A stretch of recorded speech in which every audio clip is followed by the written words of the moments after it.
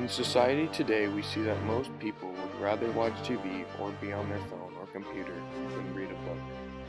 When we are out with our friends or out to eat with our families, we often get distracted by our phones.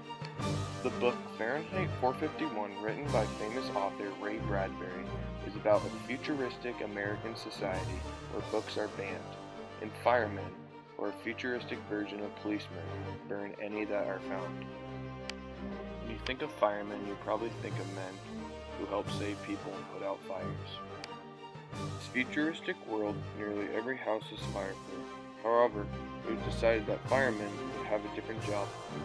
Books are described very clearly in this novel as being inflammatory and all on their own.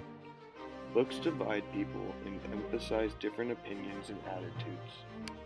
People in this society say they stopped caring about what philosophers and poets had to say because it was too difficult and not nearly as entertaining as their TV. Fahrenheit 451 is set in a dystopian society in the future. Books have become illegal, knowledge is frowned upon, and death has become meaningless. In this society lives a man named Guy Montag. Guy Montag was a 40-year-old fireman who is the main character in the book. At the beginning of the novel, he is happy in his work, destroying books, and never wonders about his role as a tool of motivation. Several events throughout the book make Guy Montag question this society, though. Guy Montag meets a teenager named Clarice McClone that starts to make him question his society, and Guy begins to want to think for himself again. Guy Montag's wife, Mildred, is a very stereotypical person of the society. She's not intelligent, she's bland, vacant, and obsessed with television like everyone else. Citizens in this world, like Mildred, have a reporting problem of being severely empty and bored, filled with endless hours of mindless television. With the advancement of technology in Fahrenheit 451, we see the neglect of books and knowledge. This is a problem we face today.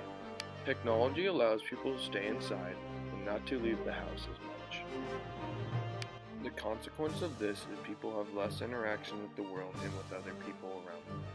In our world today, people are demanding for better, more advanced machinery. We have grown into a more technological society. People not only want more technology, they want them to be quicker computers, quicker connection to internet. On average, it takes someone 2 seconds before they get mad about their phone or computer now. We want things to take less time to complete as we want to do other things, even though we have way more time for other things. We neglect to find ourselves time for happiness and time for our friends and family because of technology. A study at Stanford University conducted said people who spend considerable amounts of time using multimedia describe themselves as less happy and more mad, and less comfortable than peers who say they spend less time on screens. Our world's technology is causing people also to lose knowledge. When they want to research or find an answer, they no longer read books, but instead, they look it up on the computer as it can be quicker. In Fahrenheit 451, the people of this society believe everything the government says is true. They truly believe that books are bad for you and having knowledge can ruin your life, which is crazy. But as much crazy as this may seem, we struggle with the same thing. TV and media can change our point of perspective and do not allow people to think for themselves. Now, have any of you guys ever seen one of these bad things for real? We burned almost every physical book in the country. So by the time you guys grow up, there won't be one book left. Burn it. What's wrong, Montag? Your vitals have been off recently. Did firemen used to put out fires? That's a classic lie. Have you used your drops today? I want to know why we burn. We are not born equal. We must be made equal by the fire. And then we can be happy. I got things inside my head that don't make sense. Dreams that I can't explain. Read. Before the men come back. Do you want to know what's inside these books? Insanity. They're lying to you. What aren't you telling me? You never do anything. You're just like Beatty.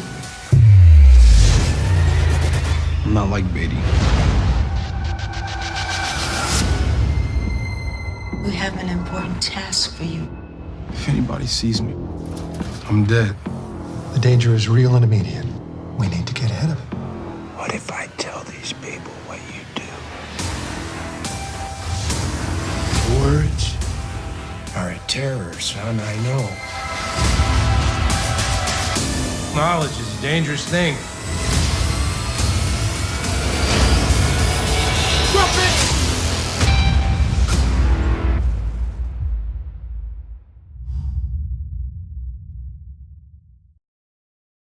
This leads me to a new point. Are books still important to society? It says 52% of Americans in 2012 read a book for pleasure, which is not that bad, but it's declined since 1950 by 20%. This decline has occurred because so many people believe you can find anything on the internet and you don't have to memorize it anymore. Lots of people don't see much sense in reading books. Reading is one of the most resource-consuming processes in your brain. That's why we should read more books and spend time on our social devices. Book that's so old. That's exactly what makes books so great. Humanity develops slowly, and the most important knowledge has always been written down and kept together in some sort of book so that the next generation will be able to use that knowledge. In other words, books are the backbone of human progress. Fortunately, that tradition is still going on, and most of the books are not simply information that are written down, but well-organized, deeply thought ideas written down in the most accurate way possible. That's exactly why internet can't replace books. Videos and articles that you see on internet are not targeted to help you, but rather to entertain you, to get your attention, because that's what generates income, which makes them very different from books. What people usually don't understand about the books is that, especially self-help books, you're not only given plain information, but rather ideas that are presented in such a beautiful way that you can apply them directly into your life. Books are there to help you to deal with life's most challenging problems: depression, sadness, relationships, business, you name it. People usually complain that, I wish if only I had a mentor, if only Warren Buffett could teach me how to invest, or Richard Branson to teach me how to start a new business, I would have become a billionaire already. But unfortunately, I am not that lucky guy. I will never even have a chance to talk to them. But what people don't usually understand